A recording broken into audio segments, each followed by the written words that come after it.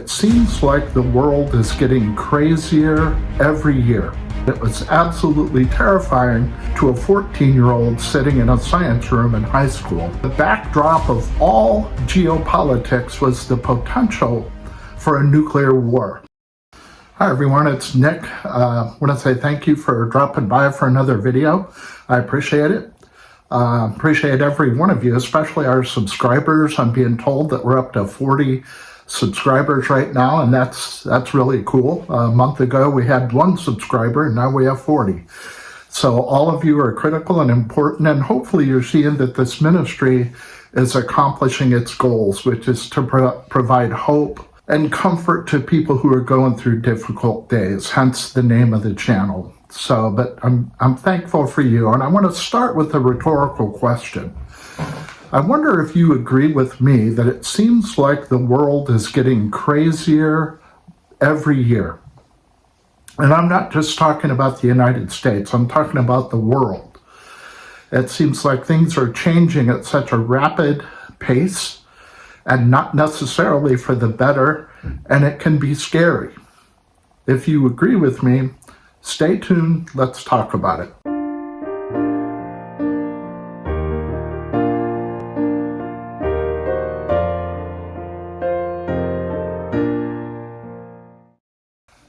So it seems like just yesterday I was sitting in a classroom on the north end of Peoria, Illinois, Peoria Woodruff High School, in a science room, and our science teacher, whose name I forget, told us quite bluntly that we were likely entering a second ice age.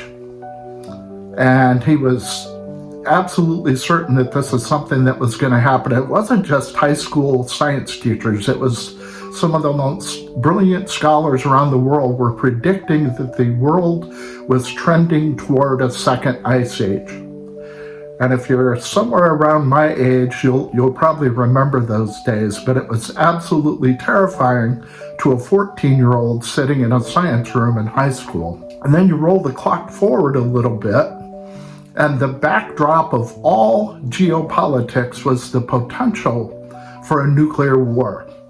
When I was a baby, there was the Cuban Missile Crisis, the Cold War between the old Soviet Union and the United States was absolutely raging. And there was always some world leader somewhere with his proverbial finger on the button of a nuclear attack.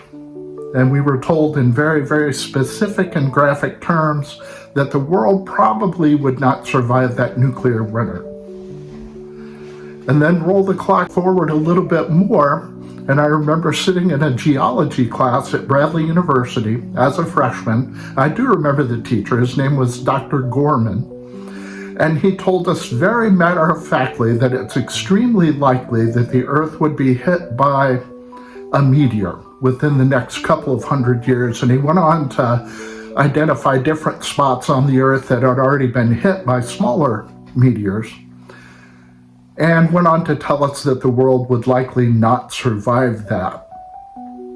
Then roll the clock forward even further, and we have the World Economic Forum and other climate activists telling us that the world is reaching a point of no return, not because of the potential for a second ice age, but because of global warming.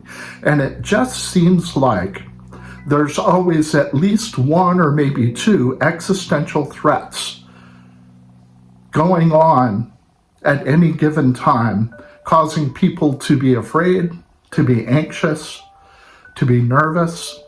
And I want to make a couple of points that hopefully will allay that and will put a smile on your face.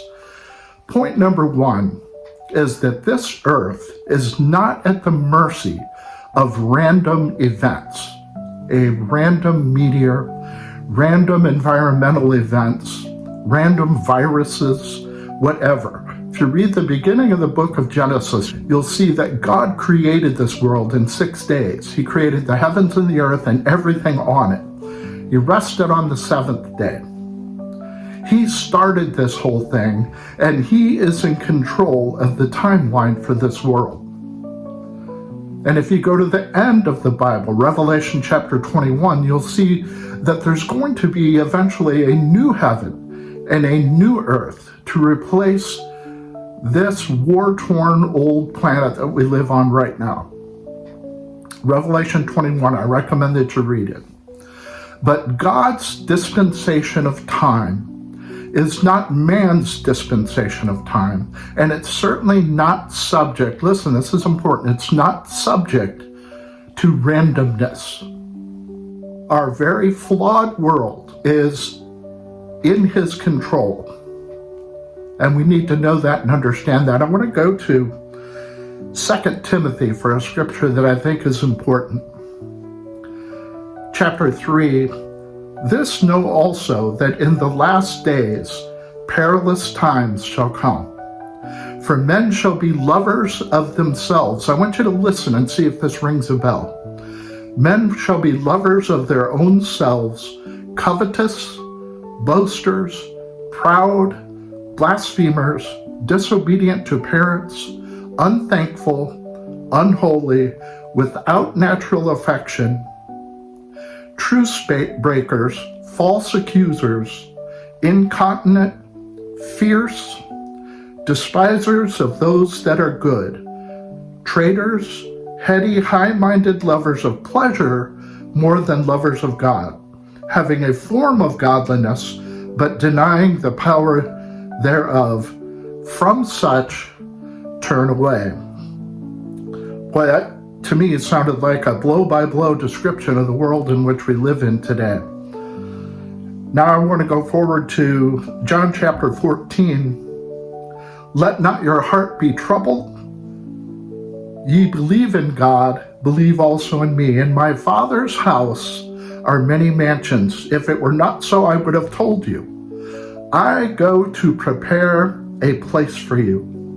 And if I go and prepare a place for you, I will come again and receive you unto myself, that there where I am, you may be also. Ladies and gentlemen, do not be put off by the events of the day. When you wake up in the morning and you look at the news headlines, don't be afraid. God is in control. He is sovereign.